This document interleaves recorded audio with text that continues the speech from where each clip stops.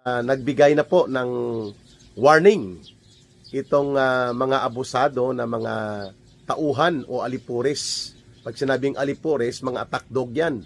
Mga sumbi ni Marcos at ni Romualdez sa Kongreso. Hinggil po sa pagbibigay ng deadline o ultimatum, no? Parang ultimatum, o ultimatum, warning, na kapag hindi daw mag-attend sa hearing sa Committee on Justice, si Vice President Sara Duterte, mas madali at pabibilisin nila ang proseso ng pag-submit ng desisyon sa House of Representatives para mapa-impeach si Vice President Sara Duterte. Well, what's new? What's new? Yun nga po ang sabi ng mga kababayan natin. Ano bang bago? Wala naman, di ba? Sapagkat itong abusado at mga baluktot ang layunin ng mga buaya na politiko dyan sa Kongreso ay made na po yung isip nila. Mag-attend man o hindi mag-attend dyan si Vice President Sara Duterte na sumagot sa mga di umano, mga aligasyon laban sa kanya na binaluktot lang naman yan at planado na, ipapa-impeach pa rin nila yan. Sigurado tayo. They only need 108 signatures. Kapag nakuha po ang 108 signatures sa House of Representatives, at yan po ay mukhang sigurado naman dahil sa lakas sa group pa lang ni Martin Tambaluslos na kaalyado at gamit din niya ni Marcos, 101 ang kanilang miyembro. E di ibig sabihin po, 7 o 8 na lang kulang nila, okay na sila. Bagamat nagpahayag na unang pahayag ang National Unity Party or NUP, partido yan na kontrolado o nilalango yan ni super bilyonaryo Enrique Razon, sila Ronnie Puno at sila Reginald Velasco, yung dating Secretary General ng House of Representatives, ay makukuha pa rin sa estimate natin ang 108 signatures. Dito pa lang sa grupo ni Martin Tambaluslos, sa mga hilaw na mga komunista, 3 yata yan ang Akbayan Group dyan, ang mga tarantadong alipores ni Hontiveros, na kaalyado ni Marcos, then 3 din ang mga komunista, so 6 na. So kayang-kaya nilang kunin. Kaya sa tingin ko po mga kababayan, marapat lamang at tama ang desisyon ni Vice President Sara Duterte na wag nang mag-attend dyan sa Sarsuela at Lutong Macau na House of Justice Committee of the House of Representatives Committee on Justice or Committee on Justice nila. Sapagkat ipapahiya lang po nila si Vice President Sara Duterte. Hindi nila layunin na mapakinggan ang katotohanan o maging objective at maging patas. Ang layunin nila dyan ay ipahiya si Vice President Sara Duterte, ipagdiinan nila ang kanilang black propaganda operations at ang pangbabastos kay Vice President Sara Duterte. Sapagkat hindi po dyan pwede makapag-assist ang mga lawyers o makapagsalita, no? Pwede sila mag-attend, pero hindi sila pwede makipag-confer at magbigay ng legal assistance and advice while the hearing sa Committee on Justice is ongoing. So useless. Kailangan ni Vice President Sara Duterte dyan ng legal assistance. Bagamat abogado siya, kailangan po niya yan dahil karapatan niya yan. So sa Committee on Justice, hindi po yan papayagan nila na makapagsalita o makapagdepensa dyan ang mga abogado ni Vice President Sara Duterte. Well, what's the use of making yourself become an easy target for ambush? No?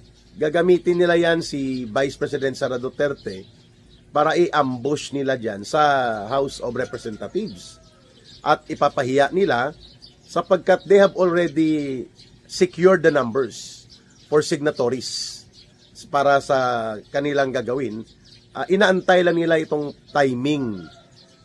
Kasi next week po, mag-start na ang Holy Week break. Magsisimula po ito sa, I think, March 18 or 19, mga kababayan. At babalik sila regular sa kanilang session sa last week of May or first week of June. So, pwede po magkaroon ng transmittal o ipapaakyat nila ng House of Representatives na ito ang impeachment complaints or articles of impeachment nila sa Senate. And then, the ball will now be in the hands of the Senate. Mukhang ang trial, magsisimula niyan, siguro mga unang linggo ng May. Pwedeng ipatawag ng trial. Yan ang tinitingnan nating mga kalendaryo ng linyahan nila. Pero ang purpose nila dito, number one, bagamat malabo makukuha kaagad ngayon, ang 16 solid votes ng senators sa Senate, kasi ang magta-trial niyan, Senado, at mukhang 7 lang ang sigurado nilang makukuha dyan. Ang tinitingnan ng mga taong bayan ngayon, well, this is already an assumption na ito ang boboto para ipakonvict si Sara Duterte dahil ito ang mga nag-aakto na mga special agents ni Marcos at ni Romualdez sa Senado. Based on perception ng taong bayan, ng mga mamamayan, batay sa ginagawa nilang mga actions at mga hakbang sa Senado. Number 1 dyan, si Tuta Soto. Tuta Soto. Tuta ni Marcos at Romualdez Attack dog, no? Hindi siya tinitingnan na Senate President, kundi attack dog ni Marcos at Romualdez. So magpapakonvict yan kay Sara Duterte, most likely. Si Ping Lacson. Si Boy Black Ribbon Committee na ngayon ang tawag sa kanya kasi madilim ang inaharap ng taong bayan sa kanyang komitiba na supposedly oversight against corruption and abuse and plunder sa gobyerno. Wala. Tagapagtabon, tagapagtakip. So si Tota Soto, si Ping Lacson, ang magkapatid na Tulfo, 4. So 4 na, si Ontiveros, 5. Si Pangilinan, 6. So si Bam Aquino, ano pa yan? Timpla-timpla pa. So the rest dyan, hindi sigurado. Ang magkapatid na Camille at Mark Villar, posibleng mag-abstain daw yan. Dahil sa kanilang pinagmulang political connection sa mga Duterte. Si Mig Subiri, taga Mindanao, at re-electionist. Mahirap din po ang banggain mo ang influence at pagmamahal ng maraming mga botante, influence ng mga Duterte, no, sa Mindanao. Malakas ang mga Duterte pa rin hanggang ngayon. So kung re-electionist ka like Mig Subiri, sigurado yan. Mag-aalangan ka, no? Re-electionist din po yata si Jinggoy Estrada. Re-electionist din po si Sherwin Gatchalian. Si Mark Villar, re-electionist din ito. Marami po ang magpapare-elect dyan. Pati si Loren Legarda. So sa Mindanao alone, pwede kang markahan talaga ng mga mamamayan na ito mga aso to na mga tagapagtahol at tagapag-atake ni Marcos at Romualdez para pagtakpan ang kabulukan ng gobyerno, kaya si Sara Duterte ang inatake nila. So 6 lang or 7 ang sigurado na bibira kay Sara Duterte sa Senado. Pag ang pag-uusapan ang botohan, no, di ba? So kahit hindi sigurado, but of course, may pressure against Escudero, Jinggoy Estrada, and Joel Villanueva.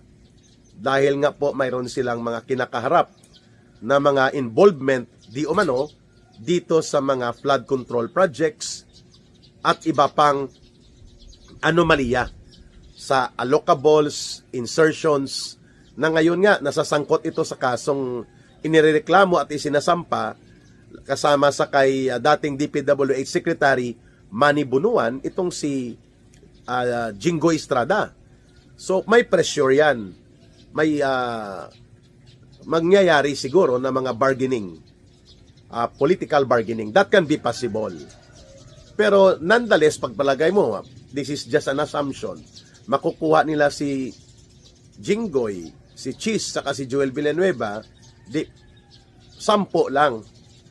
Pero hindi nila sigurado ang 16. Pero I doubt na magpapapressure sila Jinggoy, Chis Escudero at Joel Villanueva na alam nila na kaya namang iunat ang kaso, and then pagkatapos sa kapangyarihan ni Marcos at Romualdez na sigurado namang matatapos ito 2 years and a half the most, kapag nag-survive ang gobyerno ni Marcos hanggang 2028, pwede naman pong mag-iba ang political temperament hinggil sa takbo ng kaso na kinakaharap nila Senator Joel Villanueva, Senator Chis Escudero, and Senator Jinggoy Estrada.